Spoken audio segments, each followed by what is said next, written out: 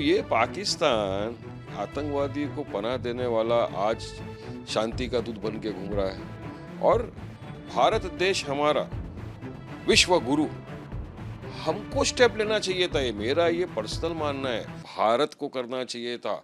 आज हम फकर के साथ पूरे चिल्ला पुकार करके बोलते थे हमने सीज फायर कराया, हमने जंग रुकाई, मगर कहीं ना कहीं भारत को फॉरेन पॉलिसी के ऊपर अपना ध्यान देने की सख्त जरूरत है। देखिए, एक चीज साबित हो गई, झुकती है दुनिया, झुकाने वाला चाहिए। ईरान ने साबित कर दिया। उन्होंने कहा था कि हम हमारे एनिमी को घुटने पर टिका देंगे, और आज देखिए ट्रंप ने इतने बड़े बड़े दावे किए कि अक्खा के अक्खा हम सिविलाइजेशन को ख़त्म कर देंगे, मगर ईरान डरा नहीं। ईरान के बल्कि कल का आप अगर देखोगे तो जब उसने कहा कि हम के पावर प्लांट्स के ऊपर अटैक करेंगे, पावर प्लांट्स पर अटैक की संभावना थी, तो ईरान की महिला, बुजुर्ग, बच्चे सब के सब आके रास्ते के ऊपर खड़े हो गए चेन बनाकर। वहाँ का जो एक सिंगर था वो म्यूज़िक बजा रहा है, सोचो 2 दिन से, कि नहीं पहले हमारे ऊपर आइए फिर वहाँ करिए। तो एक जोश जज्बा था, और वाकई में ही देखिए 2 हफ्ते का सीज़ फायर हुआ, अच्छा हुआ। मैंने तो हमेशा कहा था कि जंग किसी भी समस्या का समाधान नहीं है। हज़ारों लोगों की जाने जाने से बच गई, दुनिया का, विश्व का इकोनॉमिकली नुकसान होने से बच गया। अब 2 हफ्ते का सीज़ फायर है और ईरान ने 10 पॉइंट दिए हैं। अब देखते हैं उसके ऊपर अमेरिका, इसराइल क्या स्टेप्स लेता है, क्या करता है।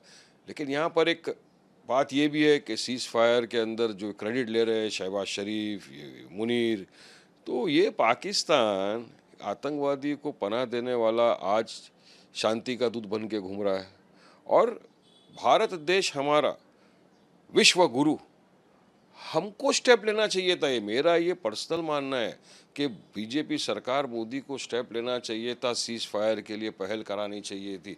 तो आज हमारा कॉलर ऐसा ऊपर होता कि नहीं, वाकई में विश्व गुरु ने आके एक सीज फायर कराया, जंग को रोका।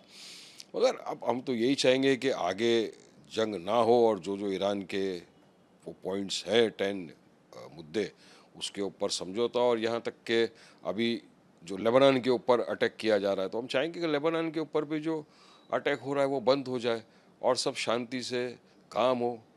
मगर कहीं ना कहीं भारत देश को अपनी फॉरेन पॉलिसी के अंदर ध्यान देना चाहिए ताकि विश्व गुरु का नाम हो। इस युद्ध में इसराइल और अमेरिका, ईरान, इसराइल और अमेरिका का जो युद्ध चल रहा है, उसमें आपके लिए असली धुरंधर कौन है? देखिए, सपने देख लिया, जो जीता वो सिकंदर। ताकत थी ईरान में, ईरान झुका नहीं, डरा नहीं। इतने सारे लोगों की जानें चले गई, यहाँ तक के सैयद आयतुल्लाह खमेनाई का शहीद, उनको कत्ल कर दिया, शहीद हो गए वो। भारत सरकार ने कंडोलेंस तक नहीं दिया। 165 बच्चों की जान ले ली ये जालिम नेतन्याहू और ट्रंप ने। कंडोलेंस नहीं किया, कुछ नहीं किया। उसके बावजूद ईरान डटा रहा, ईरान लड़ा, ईंट का जवाब पत्थर से दिया। और आज ये हुआ कि ट्रंप बोलता रह गया हम इतने घंटों के अंदर पूरा सिविलाइजेशन ख़त्म कर देंगे, मगर नहीं ख़त्म कर सका। तो असली धुरंधर तो ईरान ही हुआ ना। क्या ये कहना सही है क्या कि भारत ने ईरान यूएस इजराइल संघर्ष के बीच अपनी कूटनीति को संतुलित रखा और सबसे सच्चे और अच्छे संबंध बनाकर रखे?